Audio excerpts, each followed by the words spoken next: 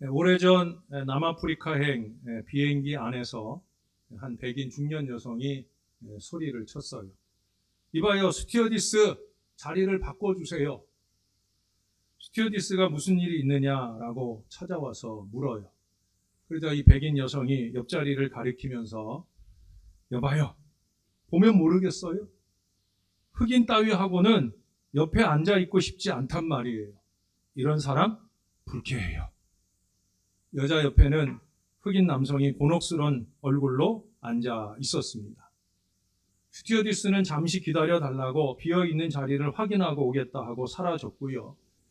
주위 승객들은 좀 이해할 수 없다는 듯이 수런수런 불온스런 분위기가 되었습니다. 잠시 후 스튜어디스가 돌아왔어요. 오래 기다리셨어요. 퍼스트 클래스에 한 곳 빈자리가 있으니까 그쪽으로 가시죠. 본래는 이런 일을 할 수 없습니다만 옆자리가 이런 손님이어서는 확실히 불쾌하실 거라고 기장님께서 특별히 허가하셨습니다. 자, 이쪽으로 오세요. 그럼 퍼스트 클래스는 일반 좌석보다 한 두세 배 이상 훨씬 더 비싼 아주 좋은 자리예요. 그런데 그가 일어나자 주위 승객들은 모두 다 박수를 치며 웃었습니다. 왜 그랬을까요? 자리를 옮긴 사람은 아까 그 중년 여성이 아니라 그 옆에 앉아있던 흑인 남성이었어요. 기장도 훌륭하고 스튜어디스도 훌륭하고 또 비행기 안에 다른 승객들도 아주 훌륭한 정서를 가지고 있었던 것 같아요. 이처럼 모든 사람들의 마음은 거의 한결같아요. 악은 미워하고 선에 박수를 보내는, 아니 굳이 선이 아니라 하더라도 약자의 응원하고픈 마음은 다 일반적인 마음이라는 거예요. 간혹 프로야구 중계를 이렇게 보다 보면 저랑 처음 중계방송을 같이 보게 되는 사람들이 저에게 묻곤 해요. 어느 편을 응원하느냐고. 어느 편이냐고. 그러면 저는 그 두 팀 가운데 그 승률이 좀 낮은 약한 팀을 제가 응원한다고 얘기를 해요. 그러면 따지고 들은 분들이 있어요. 아, 전에는 어떤 팀이라더니 라고 하면서 따져오는 분들이 있어요. 그럼 제가 제 원칙을 얘기해요. 저의 원칙은 항상 약한 쪽, 지고 있는 쪽, 이쪽을 응원합니다. 뭐 이런 원칙을 얘기하면 그때는 다 이해를 합니다. 물론 요즘같이 이렇게 올림픽 할 때 다른 나라와 우리나라가 싸울 때는 우리나라가 약하거나 강하거나, 저도 대한민국 사람이라 대한민국을 응원하지요. 우리 국내 안에서 굳이 두 팀이 싸울 때, 그럴 때는 이제 제 나름의 그런 원칙을 가지고 있다는 거예요. 저 같은 사람도 그러니 아마 다른 모든 분들이 다 그렇게 약자의 편에 서고 싶으실 거라고 생각이 듭니다. 악에 대하여 적대적이며 약자들에 대한 선한 돌봄의 마음이 늘 살아있는 사람, 그것이 우리 하나님의 구원을 맛본, 하나님의 은혜를 맛본 사람에게 나타나는 당연한 모습이어야 된다는 거예요. 그것이 하나님의 신백성, 하나님의 참된 자녀의 모습이어야 된다는 얘기입니다. 왜? 기독교는 사람에게 관심이 많은 종교예요. 아니, 사람이 중요한 종교입니다. 시편 8편에 우리 사람을 가리켜서 뭐라고 얘기하냐면 천사보다 조금 못한 존재다. 우리가 그런 존재임에도 불구하고 사람이 중심인 그런 종교, 그것이 우리가 신앙하는 기독교라는 거예요. 미국 노스캐롤라이나 살롯이라고 하는 도시가 있는데 거기에 갈보리 교회라고 있습니다. 이 교회는 영국 옥스퍼드 대학에서 박사학위를 받으신 이 글렌 와그너라고 하는 목사님이 계셔요. 이 목사님이 아주 특별한 제목의 책을 하나 쓰셨어요. Escape from Church INC. 이 말은 무슨 얘기냐면 교회 주식회사로부터의 탈출이라는 제목이에요. 교회 주식회사. 여러분 들어보셨어요? 이 목사님이 왜 이런 제목의 책을 썼을까? 오늘날 교회의 속성과 모습이 너무 세속적으로 변해가는 그런 답답함과 괴로움을 이렇게 호소하면서 일깨워주고 있는 그런 제목이고 그런 내용의 책이에요. 이분이 갈보리 교회에서 오랜 동안 사역하기 전에 처음 목사 안수를 받고 처음 부임해간 교회에서의 답답했던 경험을 적고 있어요. 왜 그 책을 쓰게 되었는가?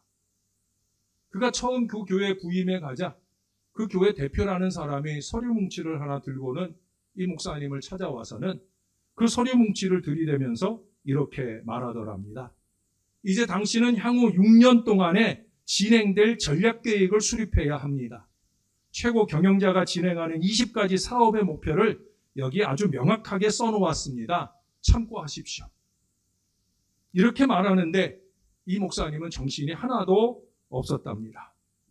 내가 도대체 지금 어디에 온 건가? 내가 무엇을 위해서 여기에 왔는가? 깜짝 놀랐다는 거예요. 그 교회의 대표가 이 목사님에게 요구하는 것은 멘토링, 다시 말해서 신앙의 사람을 세우는 일이 아니라 경영을 하라는 거예요.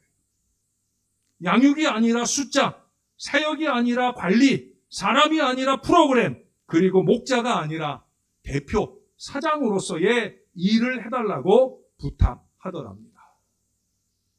너무 큰 충격을 받아서 이건 교회가 아니라 주식회사지.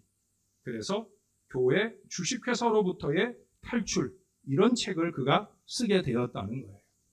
물론 그 교회도 스스로 뛰쳐나오실 수밖에 없었던 거죠. 왜? 목사니까 교회를 섬기고 싶었기 때문에. 그래서 이제 갈보리 교회라고 하는 유명한 교회를 건강하게 잘 섬기는 목회자가 되셨다라고 하는 거예요. 여러분, 교회가 그러면 안 되는 거죠. 오늘날 교회가 너무 세속화되어져 갑니다. 세상과 같은 원리로 교회 안에 그렇게 교회가 운영되기를 원하는 어리석은 마음들이 넘쳐나고 있어요. 여러분, 교회가 어디입니까? 그리스도가 계신 곳이요, 그리스도의 말씀이 계신 곳이잖아요. 그것은 바로 말씀이 성육신된 교회라는 거예요. 말씀이 육신이 되어 우리 가운데 오신 걸 아시잖아요. 사람이 되어 오셨고 문화 가운데 오셔서 가장 중요한 거, 십자가를 지셨어요. 그 십자가를 지신 예수가, 그 말씀이 오늘은 이 교회라고 하는 옷을 입고 교회로 성육신되어서 현존하시고 계시는 거예요. 그게 교회예요. 저는 그래서 제2의 성육신을 강조하잖아요. 예수님이 제1의 성육신으로 말씀이 육신이 되어 우리 가운데 오셨고, 이제는 우리가 주님께 말씀을 받아 그 말씀을 삶으로 살아내는 제2의 성육화가 우리 가운데 열심히 이루어져야 된다는 얘기예요. 그래서 교회가 교회되는 데에는 중요한 요소가 두 가지 있어요. 하나는 말씀이고 또 하나는 성령입니다. 성령과 말씀이 있는 교회, 말씀과 성령이 있는 교회여야 된다는 거예요. 그리스도의 말씀이 바르게 선포되고 성령의 역사가 함께하면 그게 바로 교회라는 거예요. 그래서 제가 간절히 바라고 소원하는 신령한 교회가 되어지는 거예요. 건물이 있던 없던 그게 바로 교회입니다. 가끔 어떤 분이 질문을 해요. 북한에도 교회 있느냐? 있겠지요 라고 대답을 하면 몇 개나 있느냐? 몇 명이나 있느냐? 여러분, 사실은 그게 중요한 게 아니잖아요. 교회는 주일날 11시에 모여서 예배 보는 그 교회만을 생각하게 되는데 그리스도께서 보시는 교회는 그게 아니에요. 그와는 아무 상관이 없어요.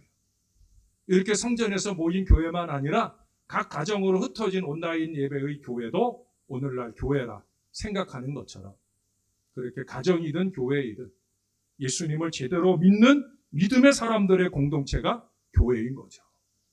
예배가 있음으로 교회다. 물론 교회 맞아요.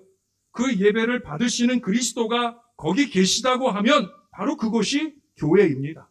그런데 문제는 이거예요. 하나님의 말씀이 있느냐.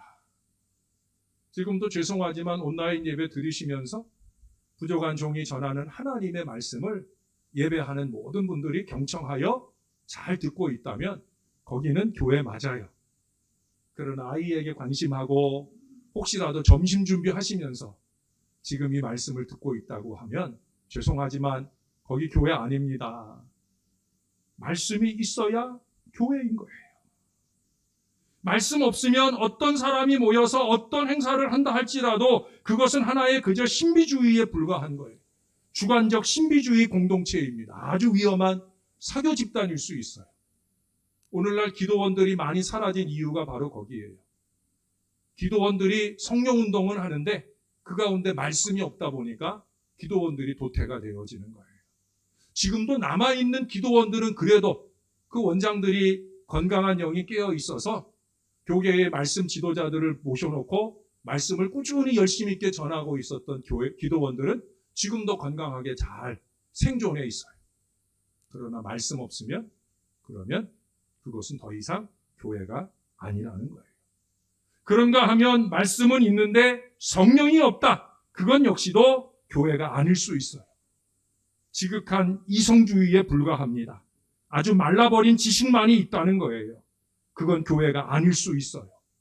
그래서 말씀이 있고 성령이 있고 객관적 계시가 있고 주관적 계시가 함께 있어서 주님께서 친히 교회를 통해서 많은 사람을 부르시고 그 많은 사람들을 만나주시고 많은 사람을 중생과 구원으로 이끄시는 거예요.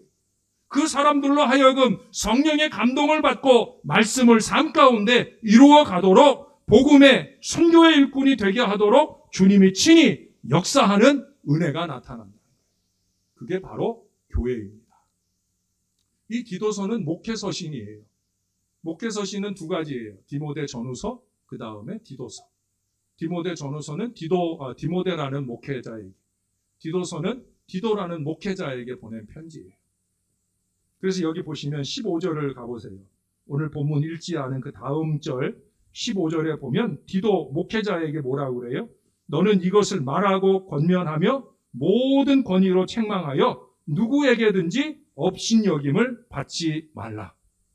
디도가 어리든 좀 부족하든 디도는 말씀을 전하는 사람이기 때문에 누구에게도 업신여김을 받을 수 없다는 거예요. 이 하나님의 말씀을 잘 권면하고 권면으로 안 되면 책망까지 하면서 이 말씀을 살아있도록 해라. 이 말씀을 촉구해요. 특별히 디도에게 이 권면을 하는 이유가 있어요. 디도가 지금 목회하는 지역은 그레데 지역입니다. 그레데 지역 사람들이 어떤 사람들이냐? 그들의 성향을 말해주고 있는 말씀이 1장에 나와요. 1장 가보십시다. 1장 12절. 자, 여러분들이 읽으셔야 돼요. 1장 12절. 그레데 사람들은 어떤 사람인가? 12절 시작. 그레데인은 증인의 어떤 선지자가 말하되 그레데인들은 항상 거짓말쟁이며 악한 짐승이며 배만 위하는 게으름이라 하니라. 예, 다시 읽겠습니다. 예, 한 목소리로 한번 읽어보십시다. 시작. 그레데인 중에 어떤 선지자가 말하되 그레데인은 항상 거짓말쟁이며 악한 짐승이며 배만 위하는 게으름뱅이라 하니. 그레데 사람들의 속성이에요. 예수 믿기 전에 이랬었다는 거예요. 그런데 예수 믿기 전에만 그런 게 아닌 것 같아요. 그 뒤에 15절을 보세요. 15절 하반절에 보면 아무것도 깨끗한 것이 없고 오직 그들의 마음과 양심이 더러운지라. 예수를 믿고 났는데도 마음과 양심이 여전히 더럽다는 거예요. 그리고 16절에 가서 보시면 그들이 하나님을 시인하나 행위로는 부인하니 가증한 자요 복종하지 아니하는 자요 모든 선한 일을 버리는 자니라. 예수 믿고 나서도 참 한심하다는 거예요. 이건 그리스도인이 아니라는 거죠. 여러분 12절 오늘 본문을 보세요. 오늘 본문의 2장 12절을 보세요. 진정한 그리스도인은 뭐냐? 자, 이 말씀도 우리 같이 한번 읽어볼까요? 2장 12절 시작. 우리를 양육하시되 경건하지 않은 것과 이 세상 정욕을 다 버리고 신중함과 의로움과 경건함으로 이 세상에 살고. 교회에서는 물론이고 세상에서도 신중함과 의로움과 경건함으로 사는 사람, 이게 그리스도인이라는 거예요. 그런 사람 되게 하도록 하기 위해서 때로는 권면도 하고 때로는 책망도 하면서 그렇게 노력해달라 하고 당부를 하고 있어요. 디도에게 당부하고요, 저에게도 당부하셔요. 왜? 14절을 보시면 그가 우리를 대신하여 자신을 주심은. 예수님께서 왜 자신을 우리에게 내어주셨느냐? 그 이유를 분명히 말씀하고 있어요. 뭐라고요? 모든 불법에서 우리를 속량하시고 우리를 깨끗하게 하사 선한 일을 열심히 하는 자기 백성이 되게 하려 하심이라. 말씀과 성령이 하나 된 성육신된 교회를 통해 이루고자 하는, 성육신된 주의 백성들을 향해 이루고자 하시는 목표가 여기 잘 말씀되어져 있다는 거예요. 인류의 역사 속에는 대조적인 두 인물이 있어요. 두 철학자입니다. 사상가예요. 한 사람은 자기가 말한 대로 어느 정도 살려고 노력한 사람이고요. 한 사람은 자기가 말한 것과 정반대로 살았던 사람이에요.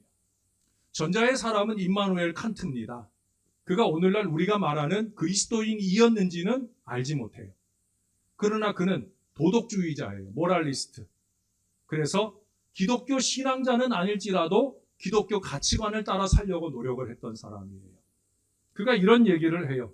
내가 도덕을 가르치고 도덕 철학을 강론하지만 그러나 내가 가르치는 것과 정반대로 살고 싶은 유혹이 항상 나에게도 있습니다.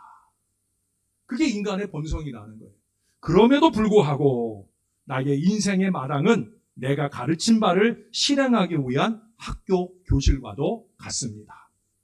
다시 말해서 그는 자기의 인생의 마당을 자기가 가르친 바대로 살려고 노력한다는 거예요.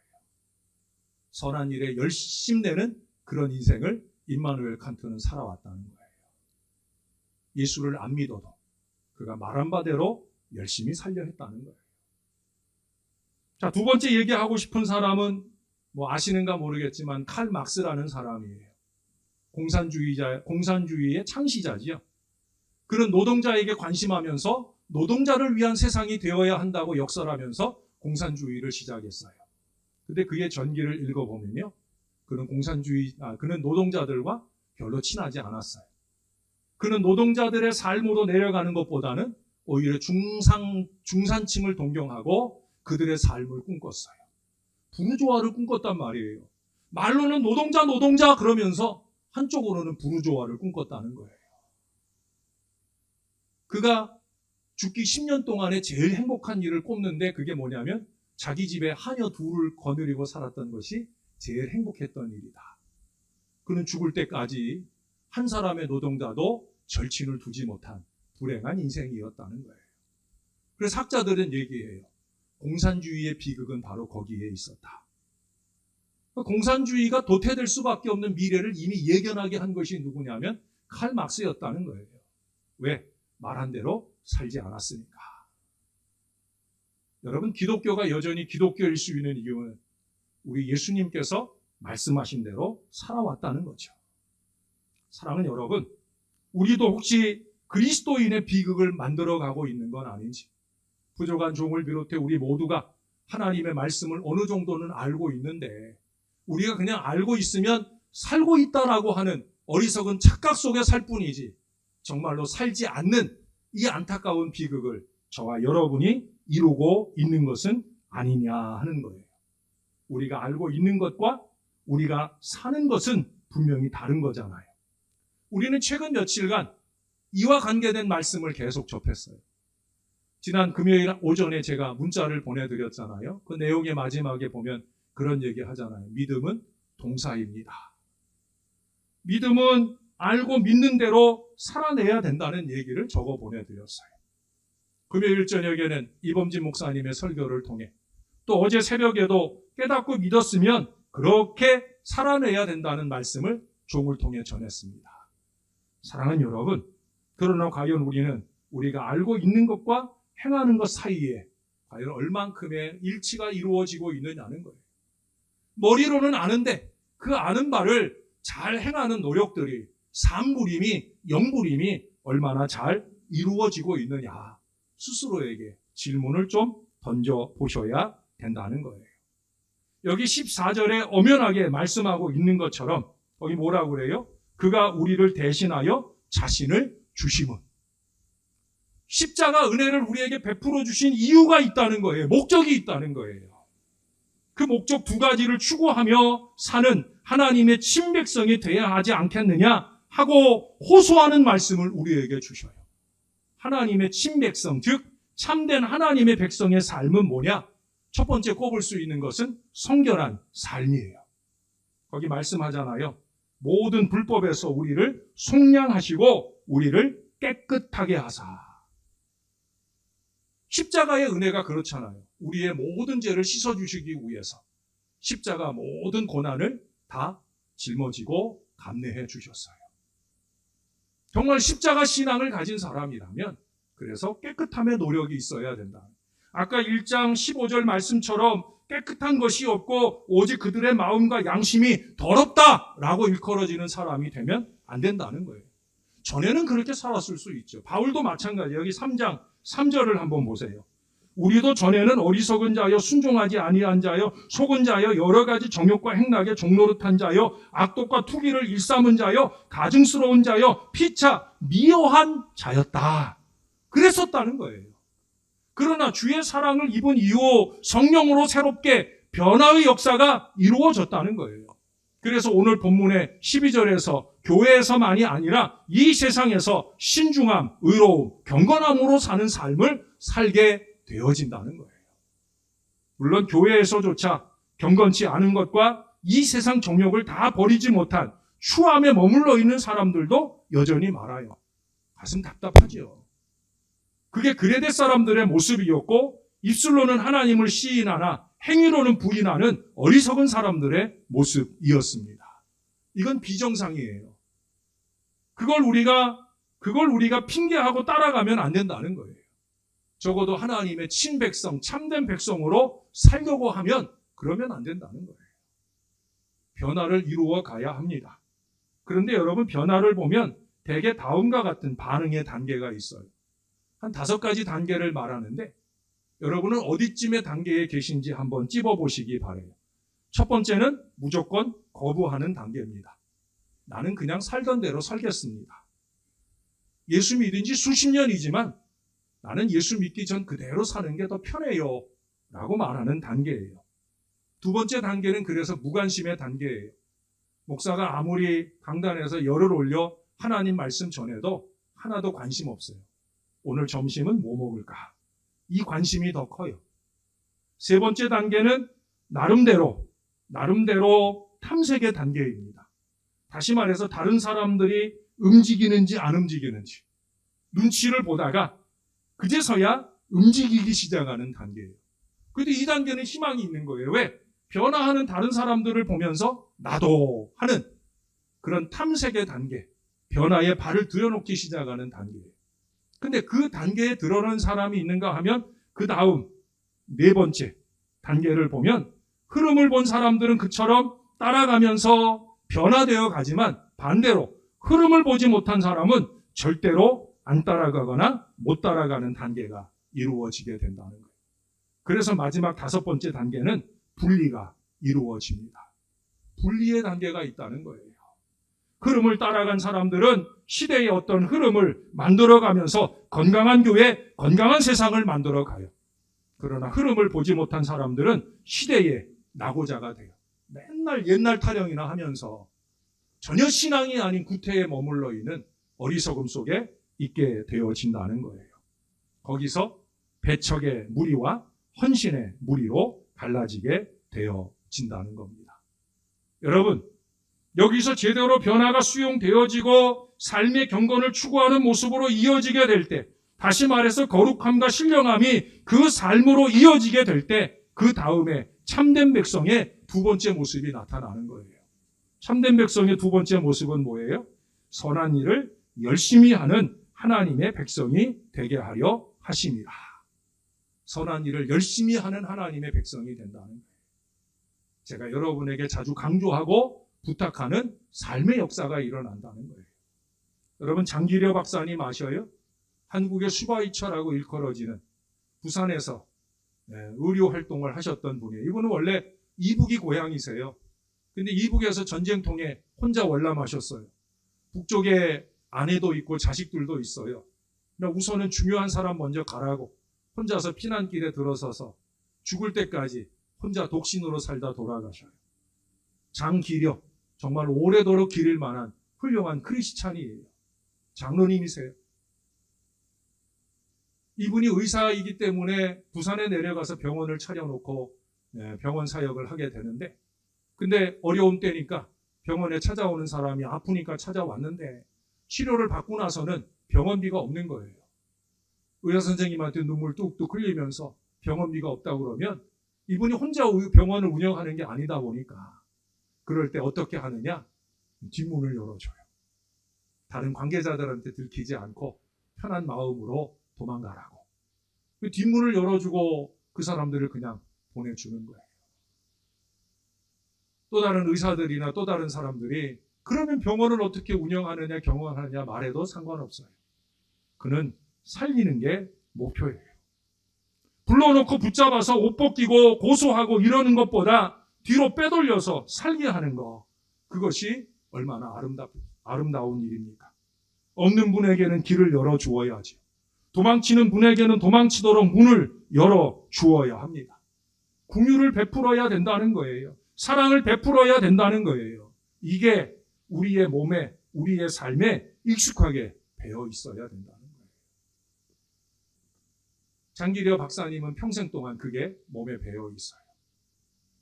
좀 부족한 목사님이 그 교회 부임해서 목회를 어렵게 할 때, 모든 분들은 다 그분 내쫓아야 된다 할 때, 그분은 끊임없이 그 목회자를 위해서 기도하면서 애쓰는 그런 분이었다는 거예요. 그러니 환자들을 향해서는 얼마나 더 긍휼과 은혜를 베풀었겠어요. 여러분, 말씀을 한 군데 더 찾아볼까요? 본문 뒤로 가면은, 오늘 본문을 접지 마시고 그 뒤에 베드로전서 3장이에요. 3장. 베드로전서 3장 3절 4절입니다. 자, 3절 4절. 제가 3절을 읽을게요. 여러분들은 4절을 읽어주세요. 베드로전서 3장 3절입니다. 너희의 단장은 머리를 꾸미고 금을 차고 아름다운 옷을 입는 외모로 하지 말고 오직 마음에 숨은 사람을 온유하고 안정한 심령에 썩지 아니할 것이라 하라. 이는 하나님 앞에 값진 것이니라. 아멘. 자, 여기 보면은 4절에 재미난 표현이 하나 나와요. 마음에 숨은 사람. 이게 뭘 것 같아요? 네? 마음에 숨은 사람이라는 표현을 써요. 겉모양 단장하지 말고 마음에 숨은 사람을 온유하고 안정된 심령에 썩지 아니할 것으로 단장하라, 그런 얘기를 해요. 이게 하나님 앞에 값진 것이라는 거예요. 우리 안에 숨은 사람이 있다는 거예요. 짐승은 숨은 짐승이 없어요. 그러나 사람은 숨은 사람.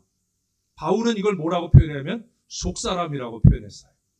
우리 마음이 있다는 거죠, 마음. 겉모양 단장하는 것보다 마음을 단장하라는 거예요. 뭐 귀걸이, 코걸이, 뭐 난리치고 화장하고, 이 단장도 중요하지만 그보다 더 중요한 건 뭐냐? 마음. 하나님이 들여다보시는 속사람. 우리는 여기에 초점을 맞춰야 된다는 거예요. 이 숨은 사람에게 초점을 맞춰라. 하나님 앞에 이게 값진 것이다. 우리의 아름다운 외모를 꾸미는 것보다 이 마음을 아름답게 갖춰야 된다. 내게 기쁨이, 이것이 내게 기쁨이 되고 하나님께도 영광이 된다는 거예요. 예수 믿는 사람은 겉모양만 꾸미면 안 돼요. 겉모양만 거룩하게 보이면 안 된다는 거예요. 겉사람보다 속사람, 겉모양보다 속마음을 아름답게 갖추어 가야 된다. 여러분, 코로나19 시대에 오늘 우리는 얼마나 삭막합니까? 네? 더 강팍해져 가고 나만 생각해요. 지금 우리가 죄송한 얘기지만 콧김 선교하는 헌금하는 일을 거의 1년 이상 지금 하고 있어요. 잘 해주고 계셔요. 과연 다 하고 계신가요? 물론 다 어렵죠. 나 하나 살기도 힘든데 누군가에게 10,000원, 20,000원 헌금한다는 거 쉬운 거 아닐 수도 있어요. 그러나 정말 그러지 못할 정도로 어렵게 살고 있는가? 아니, 그 이상 우리는 수단 방법 가리지 않고 친구도 없고 부모도 없고 형제도 없고 교우도 없고 그저 약육강식의 원리만으로 살려고 하고 있지는 않은가? 여러분, 약육강식은 사람의 원리예요? 동물의 원리예요? 동물의 원리예요. 약한 것은 도태되고 강한 것만 살아남는다. 이것은 동물적 원리지 사람의 원리도 아니고 신앙의 원리는 더더욱 아니에요. 신앙의 원리는 약한 사람을 살리는 원리예요. 저와 여러분들은 이 원리를 위해서 최선의 마음으로 살 수 있어야 된다는 거예요. 여러분, 오래전에 레인맨이라고 하는 그런 영화가 있었죠. 더스틴 호프만이 그런 주연이 되어가지고 자폐증 환자를 잘 연기해 주었어요. 물론 뭐 그게 다 자폐증 환자를 다 잘 보여준 게 아니에요. 근데 자폐증 환자들이 가진 가장 큰 안타까운 점이 뭐냐면, 자폐증 환자에게 제일 부족한 게 한 가지 있어요. 그게 뭐냐면 사랑을 교류함이 부족하다는 거예요. 너무 자아에 너무 매여 있다 보니까 누군가가 자기를 사랑을 베풀어 줘도 그 사랑에 대해서 감사함을 표현할 줄 모르고, 더 중요한 건 뭐냐면 자기 안에 있는 사랑을 쏟아낼 줄 모르는. 오늘날 목사님들은 교회 안에 자폐증 교인들이 많다는 거예요. 하나님의 사랑은 엄청나게 받았는데, 십자가 은혜를 받았는데 그 받은 바 은혜의 사랑을 나타낼 줄 모르는 자폐증 환자들이 너무 많다. 이건 지식의 부족이 아니라는 거예요. 지혜의 부족이 아니라는 거예요. 알 만큼 아는데도 불구하고 나 알아 라고 생각할 뿐이지 나 살지는 않아 라고 말하는 안타까운 모습을 나타내고 있다는 거예요. 저는 가을이 빨리 왔으면 좋겠어요. 많이 더워서 그렇기도 하지만 가을이 되면 자연은 너무도 풍성함을 우리에게 나누어 주잖아요. 왜 자연은 그렇게 우리에게 풍성함을 나누어 줄까? 생각해 보셨어요? 제가 생각할 때는 성경에 보면은 이 세상 만물 가운데 하나님을 알만한 것이 있다는 거예요. 그래서 그 자연은 그것을 알려주는 거예요. 하나님이 원하는 거는 나누어 주는 거다.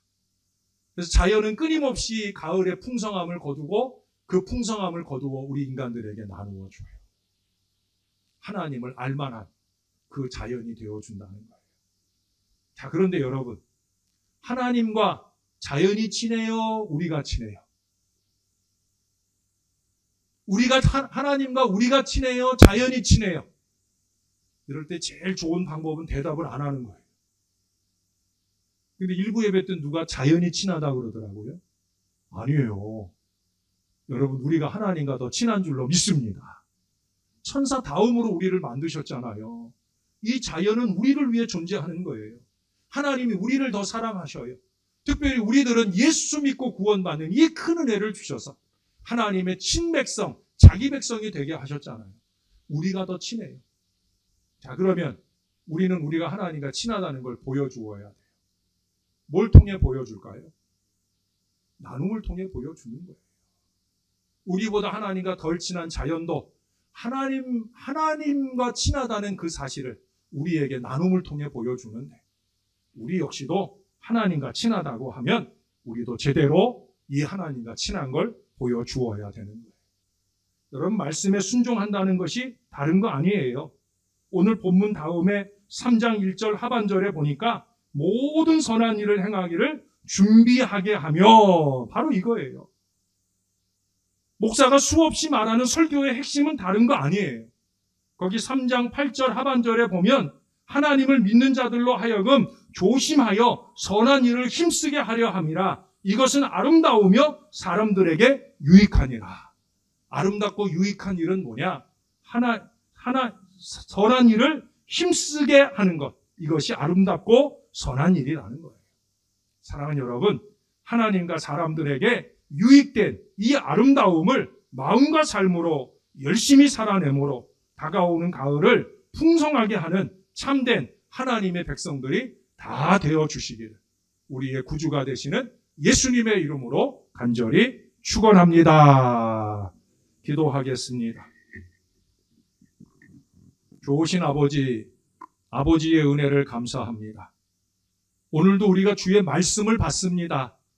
이 말씀이 주의 백성들의 마음속에 성령으로 뜨겁게 감동해 주시고 이 말씀대로 사는 삶의 역사가 우리 가운데 아름답게 결실해 갈 수 있도록 은혜를 베풀어 주시옵소서. 우리를 꼭 붙들어 주셔서 정말로 말씀이 삶이 되는 제2의 성육화를 통해 교회가 교회됨, 그리스도인의 그리스도인됨을 세상 가운데 드러내고 살아가는 우리 모든 성도들이 되게 하여 주시옵소서. 감사를 드립니다. 예수님 이름으로 기도합니다. 아멘.